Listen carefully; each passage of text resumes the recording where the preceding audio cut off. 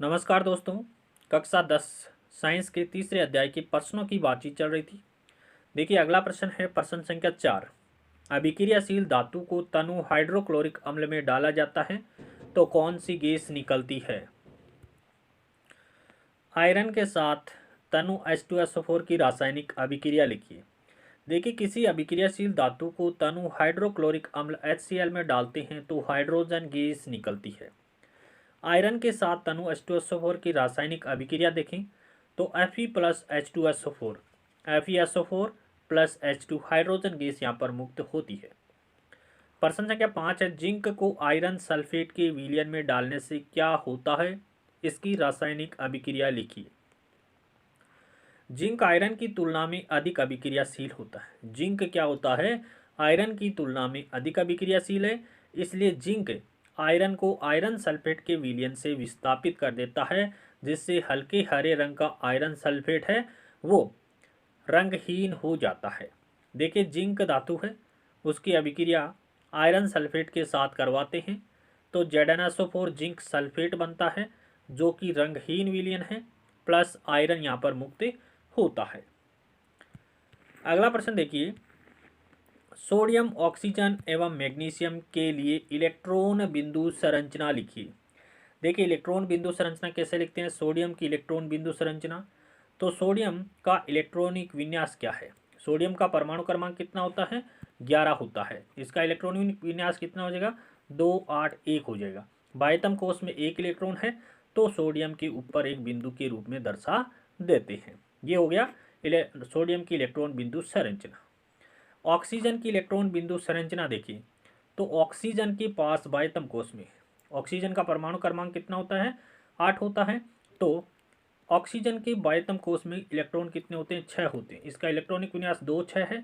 बाह्यतम कोश में 6 इलेक्ट्रॉन है तो ऑक्सीजन की चारों ओर 6 बिंदु लगा देते हैं। इस प्रकार से ऑक्सीजन के चारों ओर 6 बिंदु लगा देते हैं। यही क्या है, ऑक्सीजन की इलेक्ट्रॉन बिंदु संरचना है। इसी प्रकार मैग्नीशियम की इलेक्ट्रॉन बिंदु संरचना की बात करें तो मैग्नीशियम का परमाणु क्रमांक 12 होता है। तो मैग्नीशियम का इलेक्ट्रॉनिक विन्यास क्या हो जाएगा, 2 8 2। तो बाह्यतम कोश में कितने इलेक्ट्रॉन है, 2 है। तो Mg लिख करके मैग्नीशियम का प्रतीक चिन्ह लिख करके उसके ऊपर 2 डॉट लगा देते हैं, वो इलेक्ट्रॉन बिंदु संरचना हो जाती है।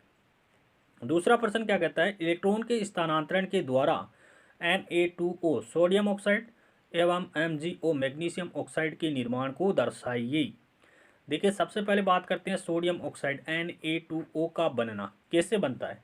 देखिए सोडियम है, सोडियम क्या करता है, एक इलेक्ट्रॉन्स का त्याग कर देता है। सबसे पहले बात करें सोडियम के इलेक्ट्रॉनिक विन्यास की, तो सोडियम का इलेक्ट्रॉनिक विन्यास यहाँ पर लिखा हुआ है 2 8 1 होता है। बाह्यतम कोश में एक इलेक्ट्रॉन है, उसका सोडियम त्याग कर देता है। एक इलेक्ट्रॉन का त्याग करने पर इलेक्ट्रॉनिक विन्यास क्या हो जाता है, 2 8 हो जाता है। और एक इलेक्ट्रॉन का त्याग करने के कारण सोडियम कैसा आयन बनाता है, Na प्लस आयन यानी धनायन का निर्माण करता है। सोडियम धनायन का निर्माण करता है। फिर देखिए ऑक्सीजन, ऑक्सीजन का इलेक्ट्रॉनिक विन्यास क्या होता है, 2 और 6 होता है।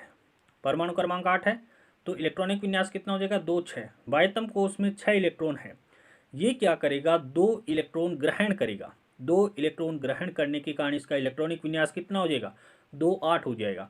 2 इलेक्ट्रॉन ग्रहण करने के कारण इस पर -2 आ जाएगा और ऑक्सीजन ऋणायन का निर्माण करेगा। अब देखिए Na2O का निर्माण कैसे होता है। एक सोडियम परमाणु इधर, एक सोडियम परमाणु यहाँ, क्योंकि हमने Na2O लिया है तो 2 है तो 2 सोडियम ले लिए, 1 और 2। O 1 है तो ये एक ऑक्सीजन ले लिया। अब देखिए सोडियम परमाणु, एक सोडियम परमाणु एक इलेक्ट्रॉन का त्याग करता है और दूसरे वाला भी एक इलेक्ट्रॉन का त्याग करता है। ऑक्सीजन कितने इलेक्ट्रॉन ग्रहण करता है, 2 इलेक्ट्रॉन ग्रहण करता है। इसके बाह्यतम कोश में 6 इलेक्ट्रॉन है ऑक्सीजन के, तो 2 इलेक्ट्रॉन ग्रहण कर लेगा। तो सोडियम ने यहाँ पर 2 इलेक्ट्रॉन का त्याग कर दिया है तो Na पॉजिटिव चार्ज और हॉल क्वाइस आ जाता है कि यहाँ 2 सोडियम के परमाणु ने 2 इलेक्ट्रॉन्स का त्याग किया है।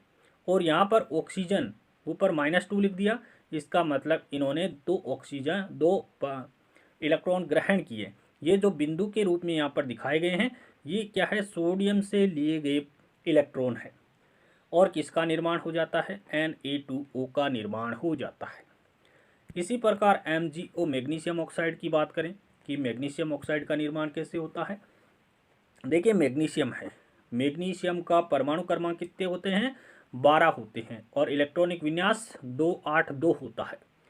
अब इसके बाह्यतम कोश में 2 इलेक्ट्रॉन है, तो इलेक्ट्रॉन का ये क्या कर देता है, त्याग कर देता है। 2 इलेक्ट्रॉन का त्याग करने के कारण मैग्नीशियम +2 हो जाता है, मैग्नीशियम धनायन का निर्माण करता है। देखिए यहाँ से 2 इलेक्ट्रॉन, ये वाले 2 इलेक्ट्रॉन यहाँ पर त्याग दिए हैं और इसका इलेक्ट्रॉनिक विन्यास कितना हो गया है, 2 8 हो गया है।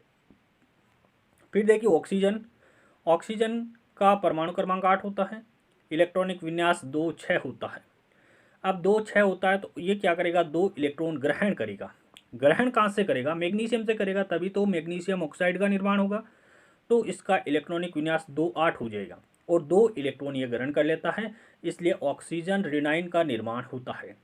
ये देख लीजिए मैग्नीशियम है, मैग्नीशियम के बाह्यतम कोश के इलेक्ट्रॉन यहाँ पर दर्शाए गए हैं और ये दोनों इलेक्ट्रॉन किसको दे देता है, ऑक्सीजन को दे देता है। ऑक्सीजन के बाह्यतम कोश में 6 इलेक्ट्रॉन है, तो ये 2 इलेक्ट्रॉन देने के कारण मैग्नीशियम +2 बनता है और ऑक्सीजन के पास 2 इलेक्ट्रॉन लिए जाते हैं, इसलिए ये -2 बनता है और +2 -2 दोनों बराबर है, तो MgO मैग्नीशियम ऑक्साइड का निर्माण होता है। तीसरा प्रश्न यहाँ पूछा गया, इन यौगिकों में कौन से आयन उपस्थित होते हैं। देखिए Na2O की बात करें कि Na2O में कौन से आयन है, तो अभी पढ़ा है कि सोडियम धनायन है, Na+ है और ऑक्सीजन है वो ऋणायन है, O2 -2 है। आगे देखिए मैग्नीशियम ऑक्साइड में कौन कौन से आयन हैं, तो मैग्नीशियम में अभी पढ़ा Mg+2, मैग्नीशियम धनायन है और ऑक्सीजन क्या है, -2 है, तो ऑक्सीजन ऋणायन। ये इलेक्ट्रॉन का त्याग करते हैं, इसलिए त्याग करके धनायन का निर्माण करते हैं और ये ऑक्सीजन को ग्रहण, इलेक्ट्रॉन्स को ग्रहण करते हैं, इलेक्ट्रॉन को ग्रहण करने के कारण ऋणायन का निर्माण करते हैं।